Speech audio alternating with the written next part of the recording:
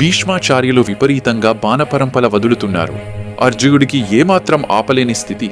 బాణాల వేగం, దిశ, దారుణత అన్నీ అతన్ని వెనక్కి నెడుతున్నాయి. ఒక క్షణం అర్జునుడు వెనక్కి తిరిగి కృష్ణుడిని చూశాడు. కృష్ణుడు అర్జునుడి స్థితిని గమనించాడు. ఆ ఒత్తిడిలో చేసిన ప్రతిజ్ఞను మర్చిపోయారు. కల్లాలు విసిరి పారేసి రథం నుంచి దూకేశారు. అంతే ఆశ్చర్యమే ఉంది. కోపంతో ఆయుధం ఎత్తను అన్న శ్రీకృష్ణుడు చక్కం పట్టుకుని పరిగెత్తుకొస్తున్నారు.